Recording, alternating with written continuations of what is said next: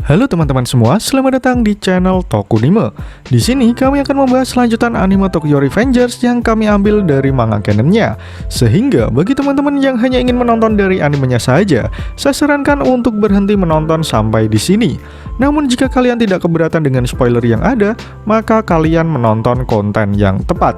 Pada episode sebelumnya, kita ditunjukkan jika sebenarnya Kakucho adalah teman lama Takemichi semasa kecil. Belum jelas apa maksud dari perkataan Kakucho yang meminta Takemichi untuk menyelamatkan Izana. Sementara itu, Toman mulai mengumpulkan semangat untuk perang besar melawan Tenjiku. Ia ingin membalas kekalahannya tempo hari dengan menyerang balik Tenjiku di Yokohama.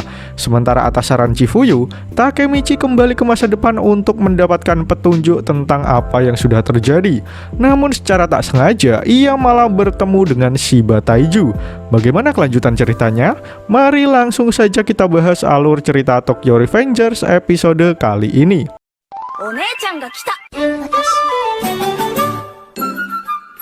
Panel pertama menunjukkan Takemichi yang mengenalkan Naoto kepada Taiju. Namun Taiju berkata jika perkenalannya nanti saja.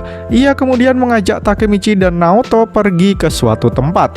Di sebuah restoran mewah, Taiju berkata jika sebenarnya ia tidak terlalu peduli tentang semua yang terjadi.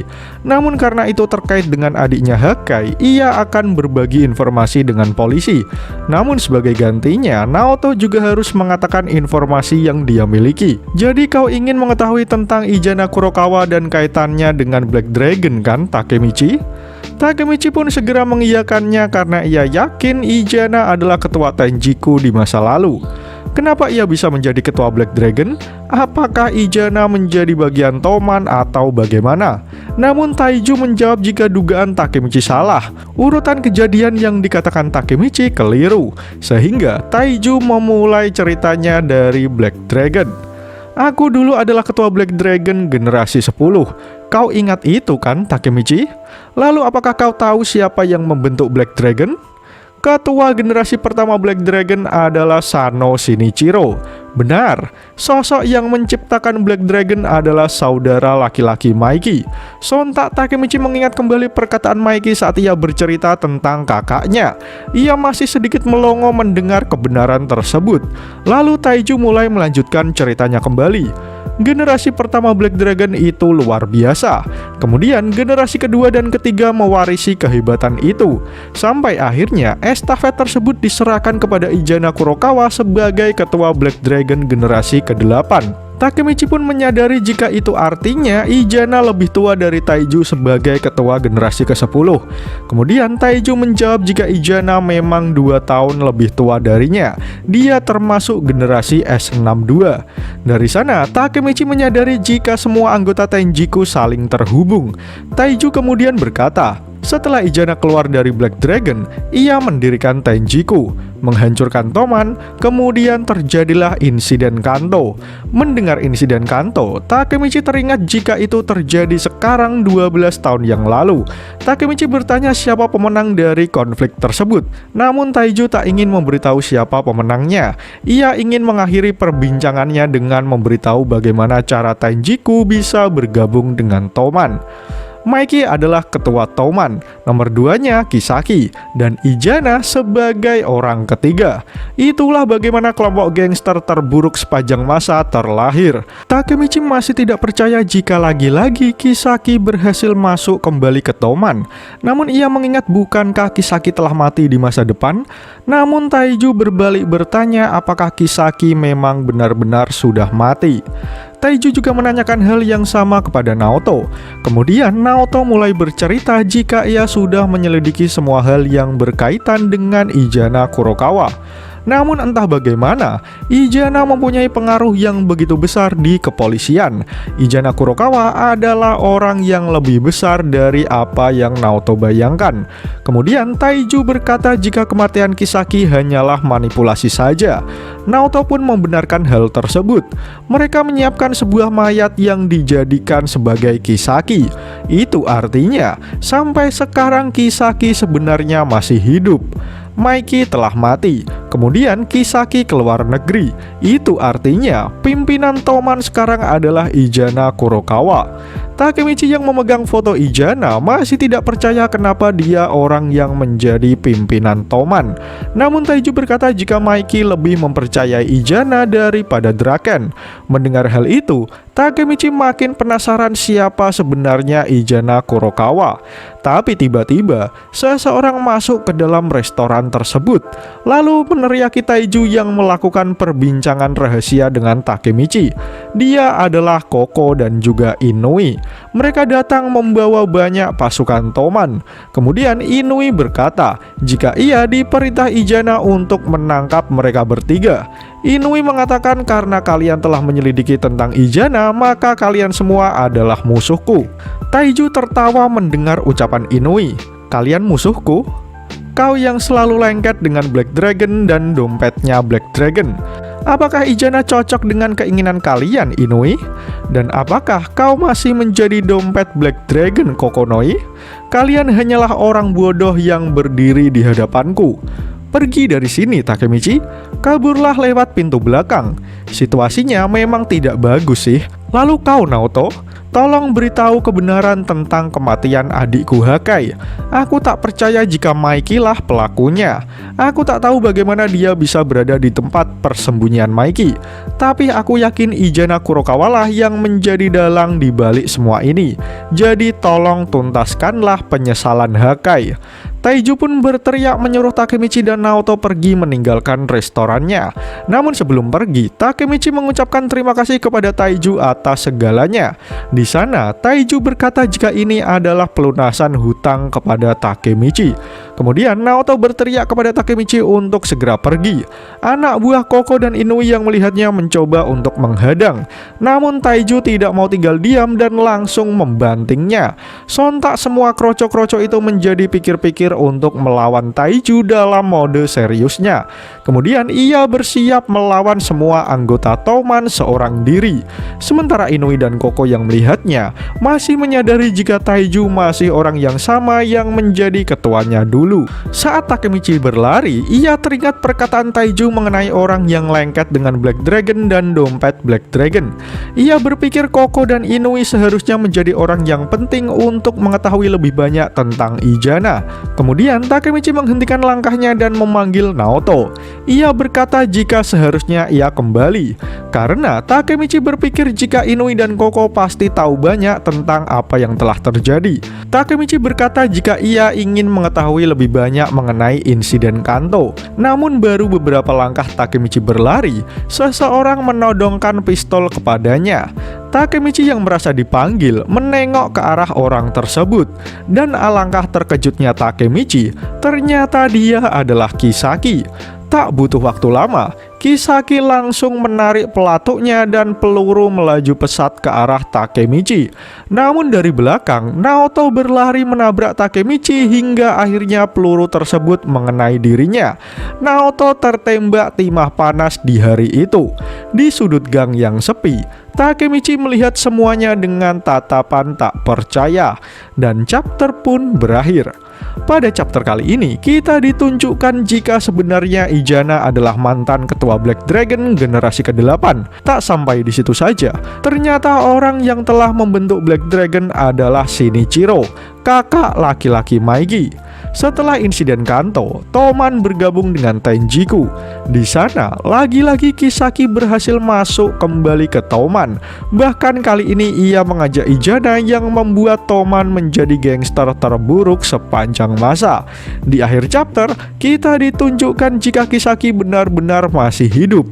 Bahkan ia berhasil menembak Naoto, walaupun sebenarnya yang diincar adalah Takemichi. Takemichi masih tidak percaya jika Naoto sudah tertembak, sementara Kisaki masih memegang pistol yang baru saja digunakannya untuk membunuh seseorang.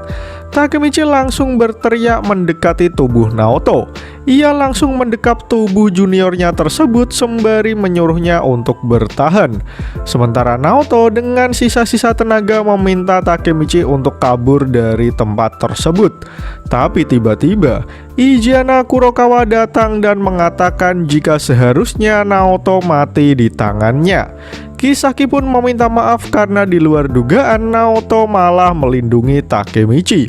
Di sana akhirnya Takemichi secara langsung bertemu dengan orang yang bernama Izana Kurokawa. Tapi tiba-tiba Izana mengatakan jika Naoto dan Takemichi sudah membunuh Maiki. Kemudian ia memanggil Kakucho ke tempat tersebut. Setelah Kakucho datang, Izana menyuruhnya untuk membunuh Takemichi. Tanpa bisa menolak, Kakucho langsung menodongkan pistolnya ke wajah Takemichi. Takemichi sendiri hanya bisa menangis melihat teman semasa kecilnya harus menodongkan senjata ke arahnya. Di sana, ia teringat perkataan Kakucho yang memintanya untuk menyelamatkan Izana. Tapi, kini sepertinya Takemichi sendirilah yang harusnya diselamatkan. Namun sialnya, Kakucho benar-benar menembak Takemichi. Kini Takemichi dan Naoto benar-benar tak bisa berbuat apa-apa. Izana pun memuji kerja Kakucho. Kisaki sendiri mengejek Takemichi jika tindakannya sangat mengecewakan. Sementara Takemichi hanya bisa batuk darah menunggu kematiannya datang. Dalam kondisi tak berdayanya, Takemichi meminta maaf kepada Naoto. Kemudian Naoto berkata, "Saat pertama kali kutemukan kau di masa depan, kau membuatku depresi. Dalam pikiranku, bisakah cecungu ini benar-benar berkomitmen untuk melakukan semuanya? Bagaimana bisa kakakku jatuh cinta pada orang seperti ini? Bagiku itu aneh. Entah berapa kali kau gagal, kau selalu menemuiku. Sekarang setelah kupikir-pikir, itulah cara pahlawan bertindak. Kau tidak pernah menyerah bahkan setelah kau gagal untuk kesekian kalinya. Hei Takemichi, kau adalah kebanggaanku. Ini salaman terakhir kita." Naoto mengatakan semua itu dengan tubuh yang sudah bersimbah darah. Sementara Takemichi hanya bisa menangis mendengar semua ucapan Naoto. Mati itu memang mengerikan ya. Cepat genggam tanganku Takemichi, mumpung aku masih bisa bernafas. Kemudian setelah Takemichi berhasil menggenggam tangan Naoto, ia bertekad dalam hati jika ini tidak akan menjadi yang terakhir kalinya. Takemichi sudah memutuskan jika ia tidak akan pernah menyerah selamanya. Sebelum kalian lanjut nonton, bantu kami untuk menekan tombol subscribe dan nyalakan loncengnya supaya kalian tidak ketinggalan informasi menarik dari channel Tokunime. Shin kemudian mundur ke tahun 2006. Terlihat Takemichi berlari menemui Naoto. Ia hanya ingin memastikan jika Naoto di masa lalu masih hidup sehat sentosa. Karena Takemichi merasa jika Naoto belum boleh mati. Sementara Naoto yang tidak tahu apa-apa bertanya kepada Takemichi apa yang diperlukannya hingga memanggilnya ke tempat tersebut tengah malam begini. Kemudian Takemichi mendekati tubuh Naoto dan langsung menyalami tangannya. Namun itu tidak terjadi apa-apa. Ia memohon supaya hal itu bisa membuatnya kembali ke masa depan. Namun harapan tinggallah harapan. Takemichi tahu di masa depan Naoto sudah mati. Sehingga saat ia menggenggam tangan Naoto, hal itu tidak akan bereaksi apa-apa. Takemichi lalu mengingat semua perkataan Naoto di masa depan. Semua kenangan bersamanya berputar ulang di pikiran Takemichi. Hingga tidak ia sadari, air matanya kembali menetes. Naoto kecil yang tidak tahu apa-apa hanya terlihat bingung dengan kondisi Takemichi. Namun Takemichi yang terlihat murung hanya menjawab jika sekarang Naoto sudah boleh pulang. Namun tiba-tiba seseorang datang mendekati Takemichi. Takemichi mengira orang tersebut adalah Naoto yang masih bersamanya. Kemudian Takemichi mulai berkata, "Kau masih ingat hari itu kan? Ketika aku pertama kali bertemu denganmu, Hina mati sehingga aku kembali ke masa lalu. Aku dan kau di masa depan bekerja sangat keras supaya bisa menyelamatkan kakakmu. Namun sekarang, aku tidak bisa kembali ke masa depan karena kau yang ada di sana sudah meninggal. Aku sebaiknya melakukan apa sekarang? Tak ada pilihan lain selain bertanya padamu. Itu benar, aku hanya harus mengubah masa lalu kan? Sehingga aku bisa menyelamatkanmu dan juga Hina. Ya, jika aku menyelamatkan kalian, maka aku bisa kembali ke masa depan. Namun aku takut gagal dan gagal lagi. Karena selalu seperti itu akhirnya. mungkin aku seharusnya mati. Namun tiba-tiba seseorang memeluk Takemichi dari belakang. Kemudian Hina berkata jika ia sangat mencintai Takemichi. Sontak Takemichi kaget karena Hina pasti sudah mendengar semuanya. Hal itu membuat Takemichi menyesal karena telah terlalu banyak bicara tentang masa depan. Di sana Hina bertanya sebenarnya berapa umur Takemichi yang saat ini. Lalu Takemichi menjawab jika usianya sudah 26 tahun. Kemudian Hina berkata jika ia akan bersikap seolah-olah tidak mendengar semuanya, namun ia ingin menanyakan satu hal terakhir. Apakah Takemichi di masa depan sudah melamarku? Kemudian Takemichi menjawab jika ia belum melamar Hina, namun ia sudah berpikir matang untuk menikahinya. Mendengar jawaban itu membuat Hina berpikir jika ia akan mati dengan bahagia. Namun dari lubuk hati yang paling dalam, Takemichi bertekad jika ia tidak akan menyerah untuk menyelamatkan semuanya. Tak terasa, malam begitu cepat berlalu. Setelah subuh menjelang, Hina buru-buru pulang ke rumah sebelum orang tuanya tahu ia tidak ada di kamarnya. Di sana, Takemichi meminta Hina untuk tidak terlalu memikirkan masa depan yang sudah ia bicarakan. Namun dengan senyum mengembang, Hina berkata jika ia tidak mendengar apa-apa. Kemudian Hina pergi meninggalkan Takemichi sendirian. Di sana, Takemichi berteriak karena ia tahu ada segunung hal yang harus ia lakukan. Karena berkat melompati waktu, ia bisa mengetahui siapa musuh sebenarnya. Orang itu adalah Izana Kurokawa dan juga Kisaki. Takemichi bertekad jika ia akan menghajar Izana dan Kisaki, karena kali ini Takemichi lah yang akan memburunya. Takemichi pun berlari. Entah Kisaki bisa melompati waktu atau tidak, itu nanti saja. Sekarang aku harus fokus pada Izana. Takemichi berpikir jika ia perlu menyingkirkan Tenjiku. Namun pertama-tama, Takemichi ingin mengetahui apa alasan Maiki lebih mempercayai Izana daripada Draken. Shin lalu menunjukkan Emma yang sedang menyiapkan makanan untuk kakeknya dan juga Maiki. Tak lama kemudian terlihat Maiki yang baru bangun tidur dengan wajah kusutnya. Baru beberapa sendok makanan masuk ke dalam mulutnya, terdengar suara Draken memanggil Maiki dari luar rumah. Draken meminta izin Maiki untuk mengajak Takemichi masuk ke dalam ruangannya. Sementara Takemichi merasa takjub karena baru kali ini ia diajak ke rumah Maiki. Tak lama kemudian, Takemichi sudah sampai di depan kamar Maiki. Di sana, Draken menjelaskan jika ruangan itu dulunya adalah garasi tempat Shinichiro memperbaiki motornya. Dia dan Maiki dulu sering menontonnya bekerja memperbaiki motor. Setelah memasuki ruangan, Takemichi merasa takjub dengan desain interior yang ada di dalam kamar Maiki. Namun Draken berkata jika sebagian barang dari kamar tersebut adalah punya Shinichiro. Sementara Maiki sendiri menjawab jika ia hanya punya kasur untuk tidur.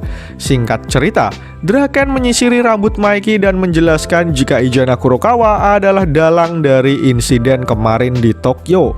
Maiki berkata jika ia sempat bertemu dengannya. Namun Maiki baru mengetahui jika ia ternyata adalah ketua Tenjiku. Kemudian Draken menjelaskan jika Izana dulunya adalah ketua Black Dragon generasi ke-8, sehingga mungkin saja ia mempunyai hubungan dengan Shinichiro. Kemudian Draken menyuruh Takemichi untuk tidak membocorkan diskusi mereka hari ini. Hal itu pun langsung disetujui oleh Takemichi. Di sana Draken mulai bercerita jika Shinichiro adalah pendiri Black Dragon. Takemichi yang mendengarnya hanya memasang ekspresi yang biasa saja. Hal itu membuat Draken merasa jika seharusnya Takemichi lebih terkejut saat mendengarnya. Takemichi pun panik karena sebenarnya ia memang sudah mengetahuinya dari Taiju di masa depan. Draken lalu melanjutkan ceritanya jika orang yang mengetahui rahasia itu hanyalah dia, Maiki, dan juga Baji. Mereka memutuskan untuk menyembunyikannya dari Kajutora karena saat itu Kajutora terlibat masalah dengan Black Dragon. Kemudian Maiki mulai berkata jika sebelum Toman menghancurkan Black Dragon, ia sempat berbicara dengan saudara laki-lakinya. Shin kemudian menunjukkan kilas balik sewaktu Shinichiro masih hidup.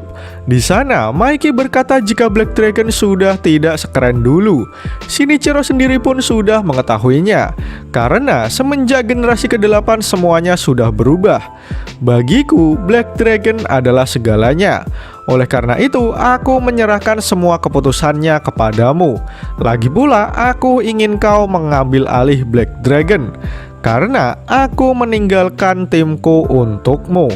Takemichi hanya bisa melongo mendengar cerita Maiki. Sementara Draken berpikir jika orang yang merusak Black Dragon adalah ketua generasi ke-8, yaitu Izana Kurokawa. Hal itu membuat Takemichi semakin yakin jika mereka semuanya memang saling terhubung. Takemichi pun bertanya-tanya, siapa sebenarnya Izana Kurokawa itu? Lalu secara mengejutkan, Emma menjawab jika Izana adalah saudaranya. Maiki yang kaget lalu bertanya kembali, sehingga Emma mengulangi perkataannya jika Izana adalah saudara laki-lakinya. Semua orang melongo dengan ucapan Emma, dan chapter pun berakhir. Pada chapter kali ini, secara mengejutkan kita harus menerima kenyataan bahwa Naoto di masa depan sudah mati ditembak Kisaki. Untungnya, Takemichi berhasil kembali ke masa lalu sebelum ia menyusul Naoto ke alam barjah, sehingga ia masih mempunyai kesempatan untuk mengubah masa depan. Setelah kembali ke masa lalu, Takemichi langsung berdiskusi dengan Draken dan juga Maiki mengenai sosok Izana Kurokawa. Namun tanpa diduga, Emma mengatakan jika Izana adalah saudara laki-lakinya. Menarik untuk menanti bagaimana kelanjutan cerita Tokyo Revengers di chapter selanjutnya. Jika kalian suka dengan pembahasan kali ini, jangan lupa share video ini ke sosial media kalian ya. Atau jika ada request, kritik, dan saran, langsung saja sampaikan di kolom komentar di bawah. Karena kritik dan saran kalian akan membuat channel ini terus berkembang. Akhir kata, terima kasih sudah menonton video ini hingga akhir. Sampai jumpa di video selanjutnya.